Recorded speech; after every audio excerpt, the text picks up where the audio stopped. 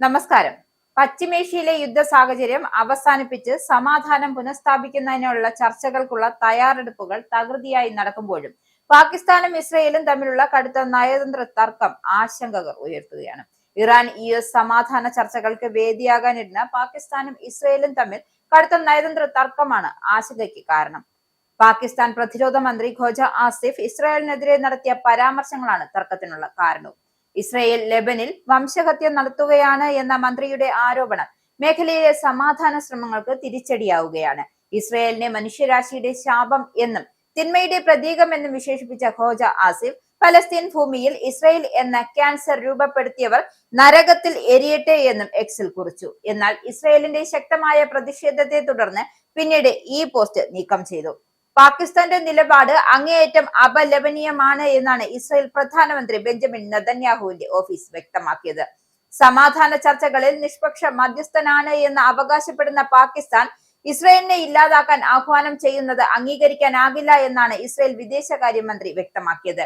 US Iran വെടിനിർത്തൽ ചർച്ചകൾക്ക് മധ്യസ്ഥത വഹിക്കുന്ന പാകിസ്ഥാന്റെ നിഷ്പക്ഷത ഇതോടൊപ്പം ചോദ്യം ചെയ്യപ്പെടുകയാണ്. ലെബനൻ പ്രധാനമന്ത്രി നവാഫ് സഹലേവും ഇസ്രായേൽ ആക്രമണം അവസാനിപ്പിക്കാൻ പാകിസ്ഥാന്റെ സഹായം തേടിയിട്ടുണ്ട്.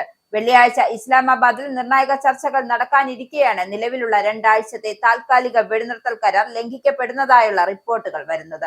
ഹോർമൂസ് കടലിടുക്ക് വഴി എണ്ണക്കപ്പലുകൾ കടത്തിവിടുന്നതിൽ ഇറാൻ വീഴ്ച വരുത്തിയെന്നും US പ്രസിഡന്റ് ഡൊണാൾഡ് ട്രംപ് ആരോപിക്കുന്നുണ്ട്. ഇതല്ല നമ്മൾ തമ്മിലുള്ള കരാർ എന്നാണ് ട്രംപ് സോഷ്യൽ മീഡിയയിൽ കുറിച്ചത്. സാധാരണ ദിവസങ്ങളിൽ 140 കപ്പലുകൾ കടന്നു പോകുന്ന ഹോർമൂസ് കടലിടുക്കിലൂടെ കഴിഞ്ഞ 24 മണിക്കൂറിനുള്ളിൽ ആകെ ഒരു എണ്ണ കപ്പൽ മാത്രമാണ് കടന്നുപോയത്. ലെബനനിലെ ഇസ്രായേൽ ആക്രമണം തുടരുന്നതാണ് വെടിനിർത്തൽ കരാർ നടപ്പാക്കുന്നതിലെ പ്രധാന തടസ്സമെന്നാണ് ഇറാൻ ചൂണ്ടിക്കാട്ടുന്നത്. അമേരിക്കയും ഇറാനും തമ്മിലുള്ള നിർണായക ചർച്ചകൾക്ക് ഏപ്രിൽ 11 വരെ പാകിസ്ഥാൻ ആതിഥ്യം വഹിക്കുന്നു. ഫെബ്രുവരിയിൽ ഇറാന്റെ പരമോന്നത നേതാവ് കൊല്ലപ്പെട്ടതിനെ തുടർന്ന് വഷളായ സാഹചര്യം ശാന്തമാക്കാൻ പാകിസ്ഥാന്റെ ഇടപെടലിലൂടെ സാധ്യമായ 2 ആഴ്ച വെടിനിർത്തലിനിടെയാണ് ഈ നയതന്ത്ര നീക്കം. പശ്ചിമേഷ്യയിലെ സംഘർഷം ലഘൂകരിക്കുക എന്ന ലക്ഷ്യത്തോടെ നടക്കുന്ന ഈ ചർച്ചകളിൽ ലോകരാഷ്ട്രങ്ങളിൽ ശ്രദ്ധ മുഴുവൻ ഇപ്പോൾ പാകിസ്ഥാനിലാണ്. ചർച്ചകളുടെ പശ്ചാത്തലത്തിൽ പാകിസ്ഥാൻ തലസ്ഥാനം കനത്ത സുരക്ഷാ വലയത്തിലാണ്. പാർലമെന്റും വിദേശ എംബസികളും സ്ഥിതി ചെയ്യുന്ന റെഡ് സോൺ പൂർണ്ണമായും അടച്ചുപൂട്ടുകയും സാധാരണക്കാർക്ക് നിയന്ത്രണം ഏർപ്പെടുത്തുകയും ചെയ്തു.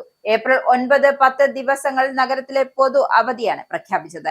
പ്രധാന പാതകളിൽ സായുധ പോലീസിന്റെ കർശന പരിശോധനകൾ നടക്കുന്നുണ്ട് എങ്കിലും അമേരിക്കൻ സംഘത്തിന്റെ സുരക്ഷയെക്കുറിച്ച് മുൻ വൈറ്റ് ഹൌസ് ഉദ്യോഗസ്ഥർ ഉൾപ്പെടെയുള്ളവർ ആശങ്ക പ്രകടിപ്പിക്കുന്നുണ്ട്. സുരക്ഷാ ക്രമീകരണങ്ങൾ ആകാശത്തേക്ക് വ്യാപിപ്പിച്ചിരിക്കുകയാണ്. ഇറാനിയൻ പ്രതിനിധി സംഘത്തിലെ വിമാനത്തിന് പാകിസ്ഥാൻ വ്യോമസേനയുടെ യുദ്ധവിമാനങ്ങൾ സംരക്ഷണം നൽകുന്നുണ്ട്. ഇസ്രായേലിന്റെ ഭാഗത്തു നിന്നുമുള്ള ആക്രമണ സാധ്യതകൾ മുന്നിൽ കണ്ടാണ് AWACS നിരീക്ഷണ സംവിധാനങ്ങളും വ്യോമപാതയിൽ വിന്യസിച്ചിട്ടുണ്ട്. അമേരിക്കൻ സംഘർഷത്തിന്റെ സുരക്ഷ പരിശോധിക്കാൻ 30 അംഗ അഡ്വാൻസ്ഡ് ടീം ഇതിനകം ഇസ്ലാമാബാദിൽ എത്തി. സെറീന ഹോട്ടൽ ഉൾപ്പെടെയുള്ള വേദികൾ വിലയിരുത്തുകയും ചെയ്തു. നയതന്ത്ര നടപടികൾ സുഗമമാക്കുന്നതിനായി വിദേശ പ്രതിനിധികൾക്കും മാധ്യമ പ്രവർത്തകർക്കും വിസ ഓൺലൈൻ അറൈവൽ സൗകര്യം പാകിസ്ഥാൻ പ്രഖ്യാപിച്ചു. വിമാനത്താവളങ്ങൾ ഇതിനായി പ്രത്യേക സഹായ കേന്ദ്രങ്ങളും സജ്ജീകരിച്ചിട്ടുണ്ട്. ഈ സങ്കീർണമായ സാഹചര്യം വിജയകരമായി കൈകാര്യം ചെയ്യാൻ സാധിച്ചാൽ പശ്ചിമേഷ്യൻ പ്രശ്നങ്ങൾ ഒരു പ്രധാന മധ്യസ്ഥനായി മാറാൻ പാകിസ്ഥാന് ഇതോടെ സാധിക്കും.